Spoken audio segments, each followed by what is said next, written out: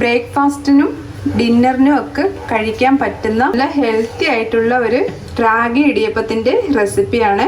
അപ്പോൾ എപ്പോഴും അരി വെച്ച് മാത്രം ഇടിയപ്പം ഉണ്ടാക്കാതെ ഈ രീതിയിലൊന്ന് ട്രൈ ചെയ്ത് നോക്കൂ. തീർച്ചയായിട്ടും നിങ്ങൾക്കിത് ഇഷ്ടമാവും. അപ്പോൾ ഈ ഹെൽത്തി ആയിട്ടുള്ള ഇടിയപ്പം എങ്ങനെ ഉണ്ടാക്കുന്നതെന്ന് നമുക്കൊന്ന് കണ്ടു നോക്കാം. അപ്പോൾ ഈ ഇടിയപ്പത്തിന് വേണ്ടിയിട്ടുള്ള മാവ് തയ്യാറാക്കാൻ വേണ്ടി ഞാൻ വെള്ളം തിളപ്പിക്കാനായിട്ട് വെച്ചിട്ടുണ്ട്. ഇതിലേക്ക് നമുക്ക് ആവശ്യത്തിനുള്ള ഉപ്പിട്ട് കൊടുക്കാം.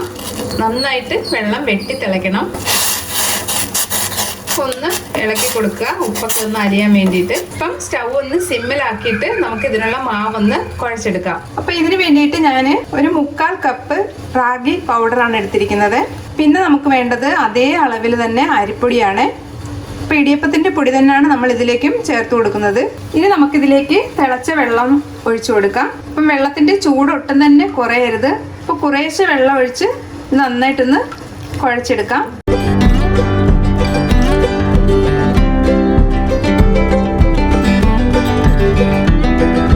ഒഴിക്കുമ്പോഴെല്ലാം നല്ല തിളച്ച വെള്ളം തന്നെ ഇതിലേക്ക് ഒഴിച്ചു കൊടുക്കണം.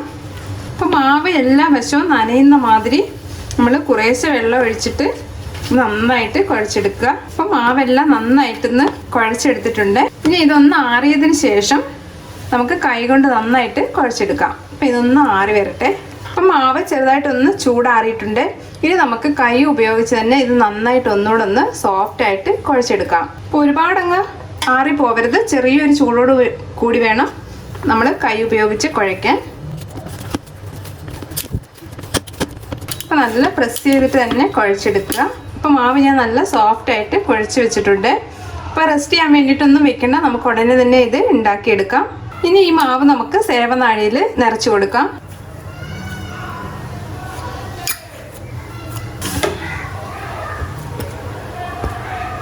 അപ്പോൾ ഇനി നമുക്കിതൊന്ന് പിഴിഞ്ഞെടുക്കാം. ഞാൻ ഇഡ്ഡലി തട്ടിൽ തേങ്ങ വെച്ചിട്ടുണ്ട്. നിങ്ങൾക്ക് തേങ്ങ ഇഷ്ടമുണ്ടെങ്കിൽ മാത്രം വെച്ച് കൊടുത്താൽ മതിയാക്കും. ഇപ്പോൾ റാഗി ആയതുകൊണ്ട് തന്നെ നമുക്ക് തേങ്ങ കൂട്ടി കഴിക്കുന്നത് നല്ലൊരു ടേസ്റ്റ് തന്നെയാണ്. അപ്പോൾ അതുകൊണ്ട് ഞാൻ തേങ്ങ ഇതിലേക്ക് വെച്ച് കൊടുത്തിട്ടുണ്ട്.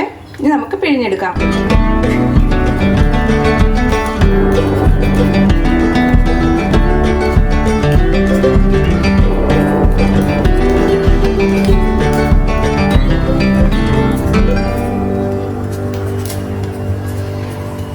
അപ്പോൾ നല്ല സ്മൂത്തായിട്ട് തന്നെ ഇടിയപ്പം പിഴിഞ്ഞെടുക്കാൻ പറ്റുന്നുണ്ട്.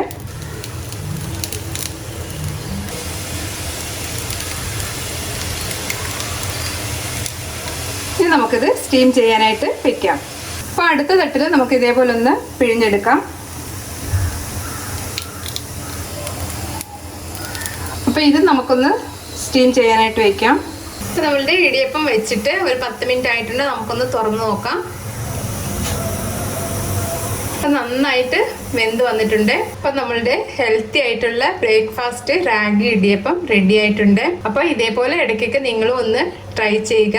അപ്പോൾ റെസിപ്പി ഇഷ്ടമായിട്ടുണ്ടെങ്കിൽ ഒന്ന് ലൈക്ക് ചെയ്യാനും സബ്സ്ക്രൈബ് ചെയ്യാനും ഷെയർ ചെയ്യാനും മറക്കല്ലേ. താങ്ക്